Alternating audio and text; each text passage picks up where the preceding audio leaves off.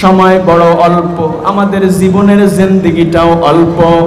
এই দুনিয়ার জিন্দেগি এখন আছি, আবার থাকবো না। এই দুনিয়ায় এখন আছি, এই মজলিসে আছি, এই মজলিস থেকে সুস্থ হালতে বাসায় ফিরতে পারবো, এটার কোনো গ্যারান্টি নাই। সব কিছুর এই নিজাম, এই পদ্ধতি, এই সিস্টেম তৈরি করেছেন কে? হায়াতের মালিক কে? আরো জোরে বলেন, মৌতের মালিক কে? আল্লাযী খালাকাল মাউতা ওয়াল হায়াতা লিয়াবলুয়াকুম আইয়ুকুম আহসানু আমালান ওয়া হুয়াল আজিজুল গফুর।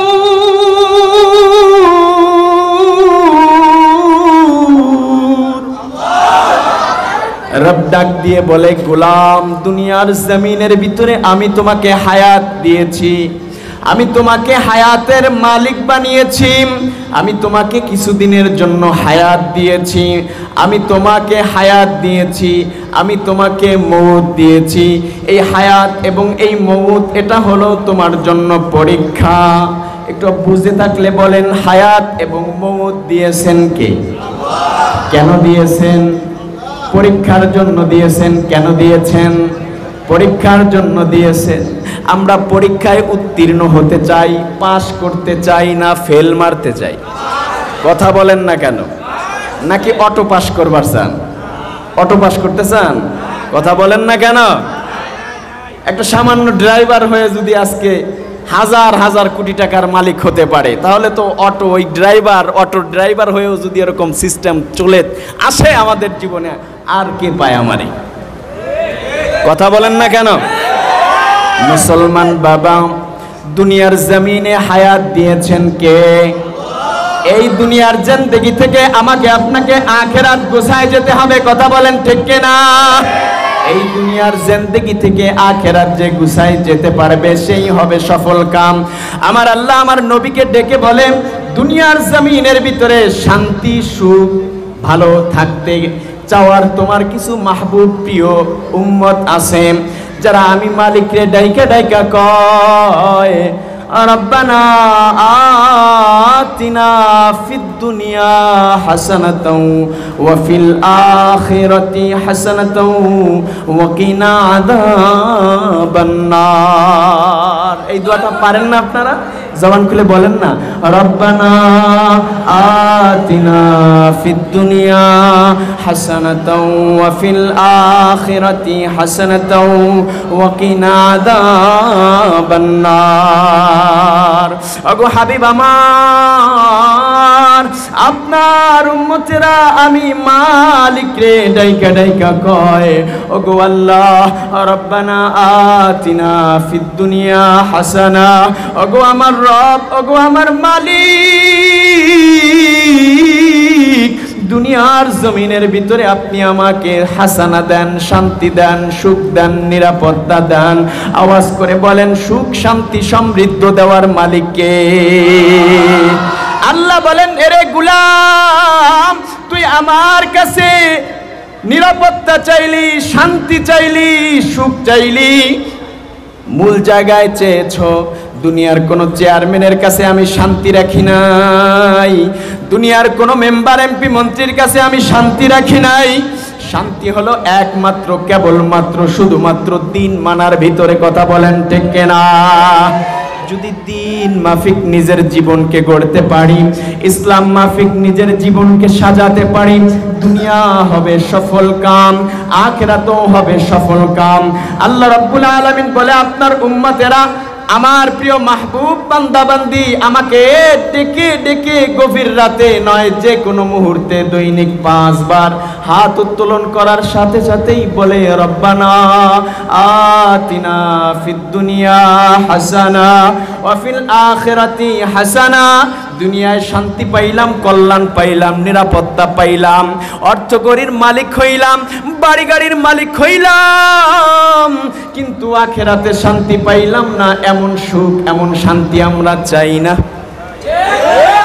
দুনিয়ায় শান্তি দরকার নাই, আখিরাতে আমাদের শান্তির দরকার আছে না নাই? দুনিয়ার শান্তি আমাদের দরকার নাই, আখেরাতে শান্তি আসল শান্তি। কারণ দুনিয়ার জিন্দেগি হলো এই ক্ষণস্থায়ী জিন্দেগি, 60 বছর 70 বছরের জিন্দেগি। এই 60 বছর 70 বছরের জিন্দেগি থেকে আখেরাতের চিরস্থায়ী জিন্দেগি গুছায় যেতে হবে। কারা কারা তৈয়ার আছেন? দুটো হাত উঁচু করে বলেন আল্লাহু আকবার। এই দুটো হাত নাড়াচাড়া দিয়ে বলেন আল্লাহু আকবার। আয় আল্লাহ হাতগুলারে কবুল করে নেন। জোরে বলেন আমিন, জোরে বলেন আল্লাহুম্মা আমিন। হাতটা নাড়াচাড়া দিয়ে বলেন আল্লাহু আকবার, আর জোরে বলেন আল্লাহু আকবার। আমার নবীকে ডেকে বলে, ওগো হাবিব, আপনার উম্মত শুধু দুনিয়ায় শান্তি চায় না, আখিরাতে শান্তি চায়। ওয়াফিল আখিরাতি হাসানা, এরপরেও আবার শান্তি চায় কোথায়? এরপরেও বলে ওয়াকিনা আযাবান নার। আখিরাতের সব জায়গায় শান্তি পাইলাম, কবরের আলমে বারজাখের ভিতরে শান্তি পাইলাম, পুলসিরাতের পুলের ভিতরে শান্তি পাইলাম, মিজানের পাল্লায় আমার আমলটা ওজনদার হয়ে গেল, শান্তি পাইলাম। কিন্তু ওই যে ওয়াফিল আখিরাতি হাসানাতাও ওয়াকিনা আযাবান নার, জাহান্নামের আগুনের ভিতরে আমি পড়ে গেলাম, জাহান্নামের ভিতরে আমি ধরা পড়ে গেলাম। না না, এমন শান্তি আমি চাই না। দুনিয়ায়ও শান্তি চাই, আখিরাতেও শান্তি চাই, এবং জাহান্নামের আগুন থেকে মুক্তি চাই। কথা বলেন ঠিক কিনা? মুসলমান বাবা ও কলিজার টুকরা যুবক, দুনিয়ার জিন্দেগিকে আসল জিন্দেগি বানাইলাম। দুনিয়ার এই সামান্য 60 বছর 70 বছর জিন্দেগিকে আমি আসল বানাইলাম। আমার আপনার আসল জিন্দেগি হলো আখিরাত, আমার আপনার আসল জিন্দেগি হলো আখিরাত। আল্লাহ ডাক দিয়ে বলে আখিরাতের শান্তি চির শান্তি। ওয়া মা হাদিহিল হায়াতুদ দুনিয়া ইল্লা লাহু ওয়া লাইব ওয়া ইন্নাদ দারাল আখিরাতা লাহিয়াল হায়াওয়ান লাউ কানু ইয়ালামুন। বলেন আল্লাহু আকবার। দুনিয়ার জিন্দেগিটা হলো খেলতামাশার জিন্দেগি। ওয়া মা হাদিহিল হায়াতুদ দুনিয়া ইল্লা লাহু ওয়া লাইব। খেলতামাশার জিন্দেগিতে পড়ে গেছে। ছোট ছোট মাসুম বাচ্চা সারা দিন মাটির জিনিস, পাতার জিনিস, গাছগাছালা দিয়ে কত ধরনের খেলনা খেলে। আবার সন্ধ্যেবেলা যদি মা ডাক দেয়, এই বাসাধন রাত্র হয়ে যাচ্ছে, আর বাইরে থাকা যাবে না, আর খেলাধুলার মগ্ন থাকা যাবে না, সন্ধ্যা হয়ে যাচ্ছে, বাসায় চলে আসো। ওই সারা দিনের কষ্ট করা বাড়ি, মাটি দ্বারা তৈরি করা ঘর, পাতা দ্বারা ওই যে বিভিন্ন গাছগাছালা দিয়া তৈরি করা, যেই বৃক্ষ দিয়ে তৈরি করা যে ঘর বাড়িগুলো আছে, সব মাটির সাথে মিশিয়ে দিয়ে তারপরে মায়ের ডাকে সাড়া দেয়। ঠিক কিনা? রব্বে কারীমের ডাক যদি আমার আপনার চলে আসে, 1 সেকেন্ডেরও সুযোগ দেওয়া হবে না। এত অহংকার, এত দিমাগ, এত পাওয়ার দেখিয়ে লাভ কি? ক্ষমতা তো ফেরাউনেরও ছিল, নমরুদেরও ছিল, আজকে কই তারা? সুতরাং ওই ইতিহাস থেকে আমাকে আপনাকে শিক্ষা অর্জন করতে হবে, ওই জায়গা থেকে আমাকে আপনাকে শিক্ষা অর্জন করতে হবে। ওলামাদের মজলিসে বসে যদি আমরা শিক্ষা অর্জন করতে না পারি, বাংলাদেশের লক্ষ কোটি তৌহিদি জনতার হৃদয়ের স্পন্দন আমার শায়খ মুর্শিদ আধ্যাত্মিক রাহবার সুলতানুল ওয়াইজিন আল্লামা খালিদ সাইফুল্লাহ আইয়ুবী হাফিজাহুল্লাহ আমাদের আজকের এই জামিয়া ইসলামিয়া মদিনাতুল উলুমে আসতেছেন, হাজিরা দিচ্ছেন, উপস্থিত হচ্ছেন। এটা আমার আপনার জন্য চরম পরম পাওয়া। কথা বলেন ঠিক কিনা? এটা সাধারণ ব্যাপার নয়, এটা অনেক অসাধারণ ব্যাপার। আপনাদের কপাল কত ভালো, জামিয়া ইসলামিয়া মদিনাতুল উলুম মাদ্রাসার বৃক্ষ, যেই বৃক্ষর জিম্মাদার, যিনি দায়িত্বশীল, সরতাজ শেখুল ইসলাম আল্লামা আহমদ শফি রাহিমাহুল্লাহ সুযোগ্য খলিফা, কায়েদে মিল্লাত হযরতুল আল্লাম আল্লামা জুনায়েদ বাবু নগরী রাহিমাহুল্লাহ, তার সুযোগ্য খলিফা, এই দ্বীনি ইদারার সম্মানিত মুহতামিম সাহেব দামাত বারকাতুহু, গোড়ার নিসবত, তাদের সঙ্গে নিসবত থাকার কারণে আজকে আমরা সুলতানুল ওয়াইজিনের হাজিরা পেয়েছি, তাকে আমরা পেয়েছি। এটা আমার আপনার জন্য পাওয়া, কথা বলেন ঠিক কিনা? আল্লাহ তাআলা আমাদের সুলতানকে, আমাদের রাহবারকে, বাংলাদেশের কোটি কোটি ইসলাম প্রিয় তাওহীদি জনতার আত্মার রাহবার, আধ্যাত্মিক রাহবার সুলতানুল ওয়াইজিন আল্লামা খালিদ সাইফুল্লাহ আইয়ুবী হাফিজাহুল্লাহকে আল্লাহ তাআলা সুস্থ রাখুন, ভালো রাখুন, নেক হায়াত দান করুন। জোরে বলেন আমিন। হযরত জি চলে আসছে, জোরে একটা তাকবীর দেন না। নারায়ে তাকবীর, নারায়ে তাকবীর। খুশি না বেজার?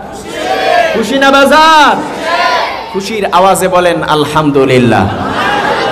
আরেকবার বলেন না আলহামদুলিল্লাহ। সম্মানিত হাজিরিন,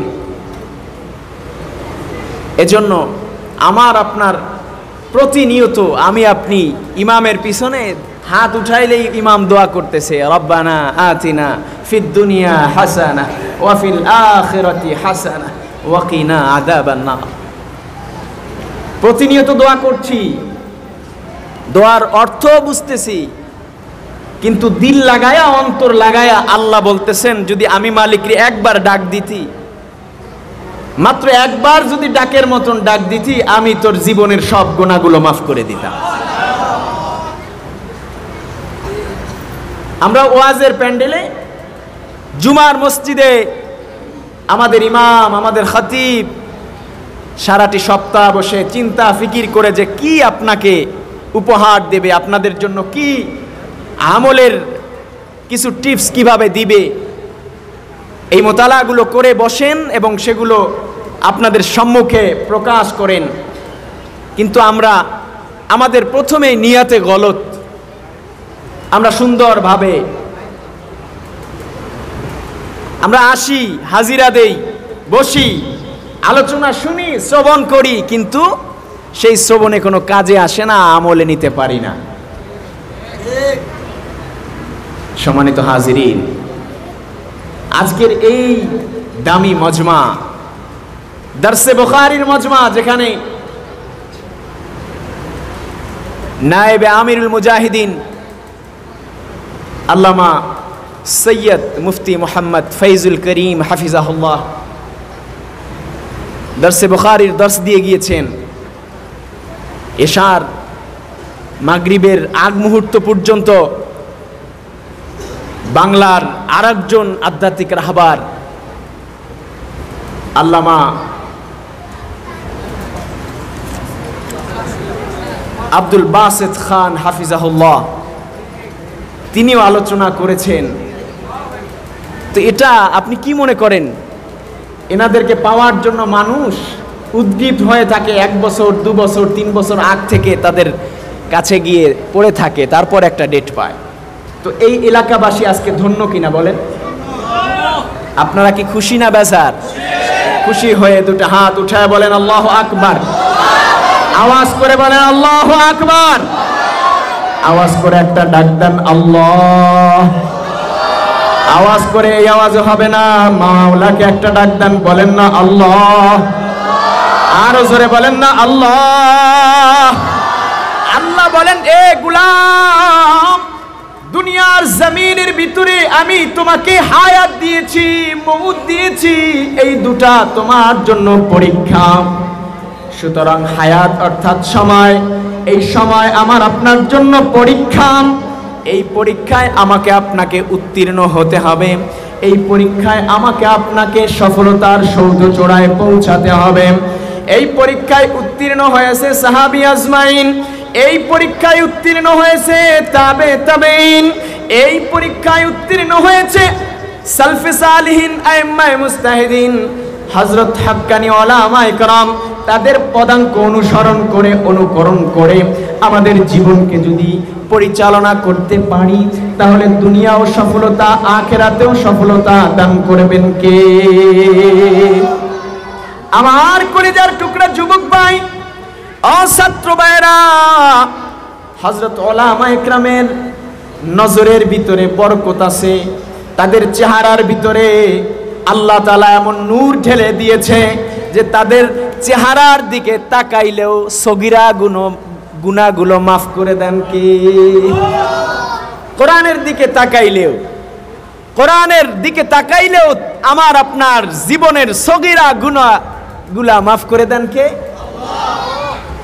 কিছু লোক বলে না কোরআন পড়া যাইব না, না বুঝা অর্থ না বুঝা পড়লে আরো গুনাহ হবে, বলেন নাউজুবিল্লাহ।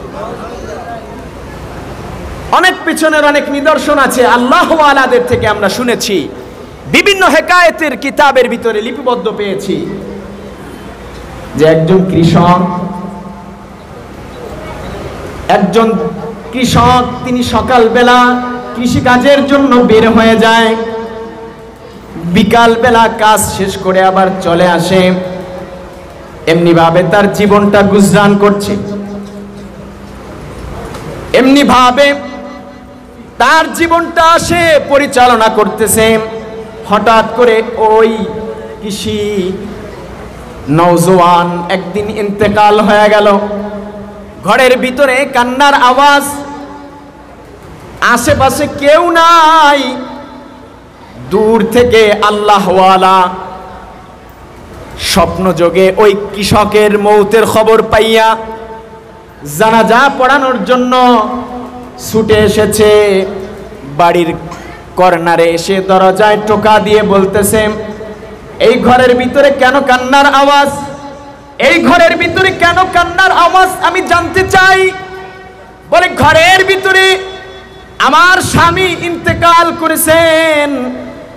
বলে তাহলে এই ইন্তেকালের খবর কি কেউ পায় নাই? বলে না না, ইন্তেকালের খবর কাউকে দেওয়া হয় নাই, কারণ আমার ঘরের ভিতরে আর কোনো পুরুষ নাই, এই জন্য তার বন্দোবস্ত কিছুই করতে পারি নাই। বলে ঠিক আছে, তাহলে আপনি একটু পর্দার অন্তরালে যান, আমরা তার জানাজার ব্যবস্থা করব, আমরা তার কাফন দাফনের ব্যবস্থা করব। কাফন দাফনের জন্য ব্যবস্থাপনা হয়ে গেল, জানাজা দেওয়া হলো। আল্লাহ ওয়ালা নিজেই জানাজা পড়ালেন, নিজের হাতেই কবরের ভিতরে কবরস্থ করলেন, সুন্দরভাবে কবরের ভিতরে রেখে এসে যখন বিদায় হলেন, বিদায় হওয়ার পূর্ব মুহূর্ত আল্লাহ ওয়ালা বিবিকে জিজ্ঞাসা করলেন, আপনার স্বামীর কি এমন আমল ছিল যে আমলের কারণে আল্লাহ তাআলার কাছে এত মনোনীত হলেন, এত প্রিয় হলেন? বিবি ডাক দিয়ে বলে, স্বামীর এমন কোনো নেক আমল ছিল না যেই আমল আমার স্বামী করতেন, তবে প্রতিদিন কাজে যাওয়ার পূর্বে ওই যে আলমারির উপরে একটা কোরআন দেখতেছেন, কোরআনের জিলদ দেখতেছেন, ওই কিতাবটা হাতের ভিতরে নিয়ে কোরআনের তেলাওয়াত করতে পারতেন না, হাতের ভিতরে নিয়ে তাকাই থাকতেন, প্রতিটা লাইন আঙ্গুল দিয়ে নড়াচড়া করতেন, আর চোখের পানি দিয়ে বুকটা ভিজাইতেন, মুখে লাগাইতেন, চুমা খাইতেন, আর বুকের ভিতরে লাগাইয়া আল্লাহকে ডাক দিয়ে বলে, আল্লাহ এটা তোমার কালাম, আমি তোমার গোলাম, ये तेरा कलाम मैं तेरा गुलाम। ওগো আল্লাহ, ওগো আমার রব, আমি তোমার গোলাম আর এটা তোমার কালাম। আমি তোমার কালাম পড়তে পারি না, আমি তোমার কালাম পড়ার সক্ষমতা রাখি না। এই রকম ভাবে বলতেন। আর ওই আমার স্বামী কৃষিকাজে যাওয়ার পূর্বক্ষণ মুহূর্ত পর্যন্ত কান্না করতেন। আল্লাহওয়ালা ডাক দিয়ে বলে, না আম্মাজান, আর কোনো কথা বলার প্রয়োজন নাই, কোরআনের মহব্বতের কারণে আল্লাহ তাআলার দফতরে তার নামটা লিপিবদ্ধ করা হয়ে গিয়েছে। আল্লাহু আকবার, জোরে বলেন না আল্লাহু আকবার। কোরআনের মহব্বত অন্তরে থাকা, এটা ঈমানের বহিঃপ্রকাশ। আল ঈমানু হুয়া তাসদীক বিল কলব ওয়া ইকরার বিল লিসান ওয়া আমাল বিল আরকান। ঈমান তো তিনটা বিষয়ের সমন্বয়কে বলা হয়। এক নাম্বার আল ঈমানু হুয়া তাসদীক বিল কলব, আন্তরিক আন্তরিক সত্যায়ন, অন্তর দ্বারা বিশ্বাস স্থাপন করার নাম হলো ঈমান, জবান দ্বারা স্বীকার করার নাম হলো ঈমান, আমলের দ্বারা দুনিয়ার জমিনের সব মানুষদেরকে দেখিয়ে দেওয়ার নাম হলো ঈমান। কোরআনের সঙ্গে মহব্বত রাখবেন তো? তাহলে কোরআনের সঙ্গে মহব্বত রাখবেন, কোরআনওয়ালাদের সঙ্গে মহব্বত রাখবেন না? কোরআনওয়ালাদের সঙ্গে যদি মহব্বত না রাখেন তাহলে আপনার আমার হালত হয়ে যাবে কি? আবু জাহেল, উতবা, সাইবা, মুগীরা আমার নবীকে মহব্বত করতেন কি করতেন না? বলেন না, করতেন কি করতেন না? আমার রসুলকে কেমন মহব্বত করতেন? বলে আবু লাহাব আমার নবী সাল্লাল্লাহু আলাইহি ওয়াসাল্লামের জন্মের কথা শুনে নিজের গোলামকে আজাদ করে দিয়েছেন। কত মহব্বত, কত আদর, কত ভালোবাসা। বলে আবু লাহাব ব্যবসা বাণিজ্যে ছুটে যেতেন, নবী মুহাম্মাদের মুখ না দেখে তিনি ব্যবসায় যেতেন না। আবু লাহাব একবার ব্যবসায় গিয়েছেন, নবীজির সঙ্গে দেখা হয়নি, ওইবার ব্যবসায় লস হয়েছে। পরের বার আমার রসুলের সঙ্গে দেখা করে গিয়েছেন, ব্যবসায় চৌগুণ লাভ হয়েছে। এই আবু লাহাব তাহলে কতটা ভালোবাসতেন। কিন্তু যখনই দ্বীনের দাওয়াত এসেছে, কোরআনের দাওয়াত এসেছে, কালেমার দাওয়াত এসেছে, আল্লাহর দিকে মুতাওয়াজ্জুর ডাক এসেছে, এক রব্বে কায়নাতের দিকে সব আহবাব, বন্ধু, প্রিয় মানুষদেরকে ডাক দিয়েছেন। আমার নবী যখন ডাকেন পাহাড়ের চূড়ায় বসে, ওগো আমার আত্মীয় স্বজন, ওগো আমার মহব্বতের মানুষ, ওগো আমার প্রিয় ভালোবাসার মানুষ, ও আমার বংশের কুরাইশ বংশের মানুষ, হাশেম গোত্রের মানুষ, ও আমার ভালোবাসার মানুষ। বিভিন্ন গোত্রের নাম ধরে ধরে আমার নবী যখন পাহাড়ের চূড়ায় দাঁড়িয়ে আল্লাহ তাআলার বাণী লা ইলাহা ইল্লাল্লাহর দাওয়াতের প্রথম সংবাদ প্রচার করার জন্য ডাকা শুরু করলেন, আশেপাশে সব মানুষগুলা আমার রসুলের পাশে ভিড় জমা শুরু করলো। সব মানুষগুলা বলতেছেন, যেই মুহাম্মাদের দোয়া না নিয়ে ব্যবসায় গেলে ব্যবসায় লাভবান হইতাম না, যেই মুহাম্মদ আমাদের মক্কা নগরীর একটা ব্যাংক ছিল, আমাদের নিজেদের অর্থ, নিজেদের সব স্বর্ণ মুদ্রা, নিজেদের সব সম্পত্তিগুলো যার কাছে গচ্ছিত রাখা হতো, সেই মুহাম্মদ আজকে কি মুসিবতে পড়েছে, আজকে কি সমস্যায় জর্জরিত হয়েছে, কি মুসিবত তার কাঁধে অর্পিত হয়েছে, কেন আমাদেরকে ডাকতেছে, চলো চলো আব্দুল্লাহর বেটা মুহাম্মাদের ডাকে সাড়া দিব। আব্দুল্লাহর বেটা মুহাম্মাদের ডাকে সাড়া দেওয়ার জন্য দলমত নির্বিশেষে সবাই একযোগে হাজিরা দিল। যখন আমার নবীর কাছে এসে জিজ্ঞাসা করলো, ওগো মুহাম্মদ, কি তোমার সমস্যা, কি তোমার মনের বেদনা, বলো, কি তোমার মনের কথাগুলো আমাদেরকে বর্ণনা করো, কিসের জন্য আমাদেরকে ডেকেছ, কিসের জন্য আমাদেরকে জমায়েত করেছ। আমার নবী যখন ডাকেন সবাই দলমত নির্বিশেষে চলে আসে, সবার মুখে একই প্রশ্ন, সবার অন্তরে একই প্রশ্ন, মুহাম্মদ কি মুসিবতে পড়েছে, কি সমস্যার ভিতরে পড়েছে, আমরা তার সমস্যাগুলো দূরীভূত করব।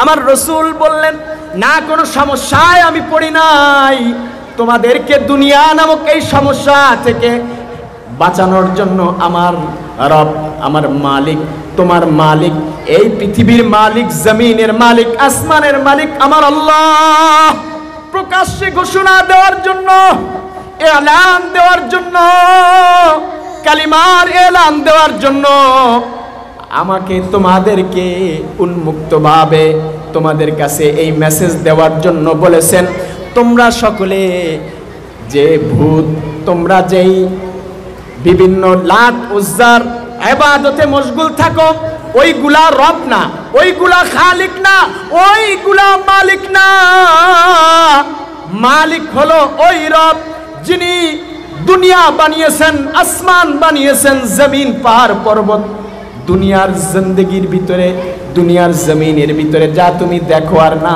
দেখো, যে মালিক বানিয়েছেন ওই আমার আল্লাহ। ঈমান আনয়ন করো তোমরা সমস্বরে সকলে বলো লা ইলাহা ইল্লাল্লাহু মুহাম্মাদুর রাসূলুল্লাহ সাল্লাল্লাহু। তোমরা সবাই আল্লাহকে এক রব বলে, এক মালিক বলে, এক ইলাহ বলে স্বীকার করে নাও এবং আমি তার প্রেরিত বান্দা, আমি তার রসূল, আমাকে তোমরা গ্রহণ করে নাও, মেনে নাও। তাতে তোমরা দুনিয়ার সফলতা পাবে, আখিরাতেও সফলতা পাবে। এই মেসেজ দেওয়ার পরে মক্কা নগরীর সবাই কবুল করে নিয়েছেন না? সবাই মেনে নিয়েছেন না? সর্বপ্রথম বাধা দিয়েছেন আবু লাহাব। আলী হাদা জামাতানা ইয়া মুহাম্মদ তাব্বান লাক, এই মুহাম্মদ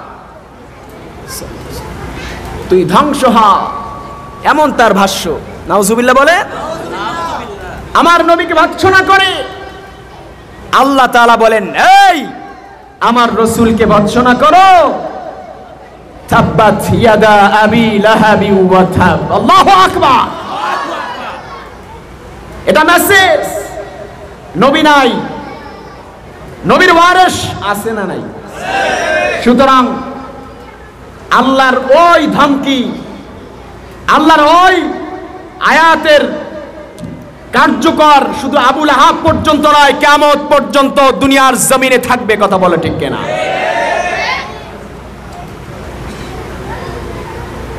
আল্লাহ তাআলা আমাদের সহি সমঝ দান করেন, জোরে বলেন আমিন। এজন্য আল্লাহ ওয়ালাদের থেকে মাঝে মাঝে কিছু খোরাক নিতে হবে। কোরআনের দিকে তাকাইলেও সওয়াব, কোরআনের দিকে তাকাইলে নিজের জীবনের গুনাহগুলো মাফ করে দেন কে? আল্লাহর ঘর বাইতুল্লাহর দিকে নজর করলে, আল্লাহর ঘর বাইতুল্লাহর দিকে তাকাইলেও গুনাহগুলো ঝরে যায়। বৃদ্ধ মা বাবা ঘরের ভিতরে আছে, মা বাবার দিকে তাকাও, তোমার জীবনের যত সগীরা গুনাহগুলো আছে আল্লাহ তাআলা মাফ করে দিবে। ছাত্র ভাইরা, মাদ্রাসায় থাকি, কত কষ্ট করি, ডাউল খাই, পানি পানি ডাউল। এখন তো আলহামদুলিল্লাহ ডাউলের ভিতরে ডাউলও পাওয়া যায়। আর আমগো সময় ডাউলের ভিতরে ডাউল পাই নাই, পানিই পাইছি। আমি যেখানে যাই ছাত্রদের নিয়ে আমার কিছু কথা, মুরব্বী বাবারা কষ্ট পাবেন না তো? আমরা এরকম ভাবে আমাদের এই মুরব্বী যারা আছেন, এনরা যারা পড়ালেখা করেছেন, তাদের সময় আরো কষ্ট। তখন তো এরকম ইলেকট্রিসিটি ছিল না। এখন আমাকে যে কারেন্ট নাই, জেনারেটর একটু সমস্যা হয়েছে, মাথা আমাদের নষ্ট। এত বড় দামি দামি কথা হচ্ছে, অনেকে চলে গেছে, আছে না নাই? যাই হোক, কোরআনের আয়াত, কোরআনের বাণী, দ্বীনের কথা যেই মজমায় হয়, সেই মজমায় বসতে পারলেই জীবনের সব গুনাহ মাফ হয়ে যায়। গুনাহ করি নাই আমি, আমার জীবনে গুনাহ নাই, এমন হতে পারে। যদি কেউ এই মজলিসে থাকো, যদি কেউ এই মজলিসে আমার মতো গুনাহগার কেউ থাকো, গুনার কথা স্মরণ করে আল্লাহ রাব্বুল ইজ্জাতুল জালাল ওই গুনাহগার বান্দা বান্দিকে ডেকে ডেকে বলে, বান্দারে দুনিয়ার জমিনে গুনাহ করে ফেলাইছো, তোমার গুনার কথা স্মরণ হয়েছে, তওবা করো, আমি মালিক তোমাকে তওবা করার জন্য উন্মুক্ত হয়ে আছি। আল্লাহু আকবার। আমি ওই আলেমের রব, ওই এমপি মন্ত্রীর রব, সাধারণ আদনা থেকে আদনা একজন ভিখারির রব, আমি মালিকের কাছে চাইতে দেরি, আমি মালিক দিতে দেরি করি না। বলেন আল্লাহু আকবার। উদউনি আস্তাজিব লাকুম। বান্দারে আমি মালিকের কাছে চাও, আমি মালিকের কাছে চাও। দুনিয়ার জমিনের ভিতরে শান্তি পেতে হলে আমি মালিকের কাছে চাওয়া ছাড়া বিকল্প আর কোনো পথ নাই, বিকল্প আর কোনো রাস্তা নাই। কারণ সুখ শান্তি সফলতা দেনেওয়ালা একজন, চিল্লায় বলেন তিনি কে? আর জোরে বলেন তিনি কে? وَإِذَا سَأَلَكَ عِبَادِي عَنِّي فَإِنِّي قَرِيبٌ।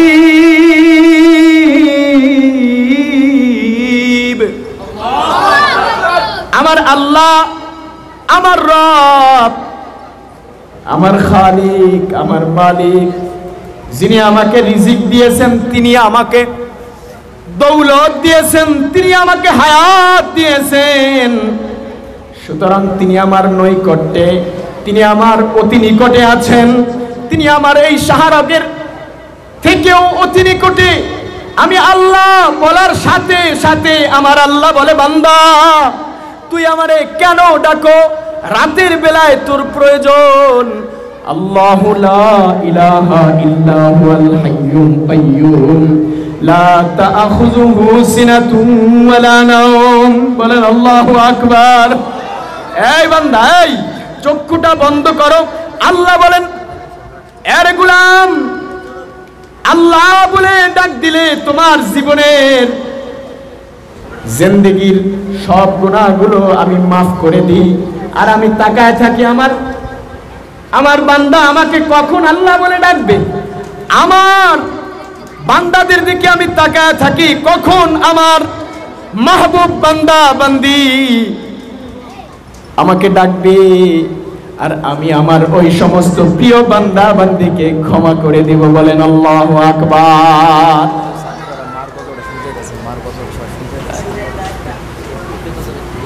ভালো, অসুস্থ।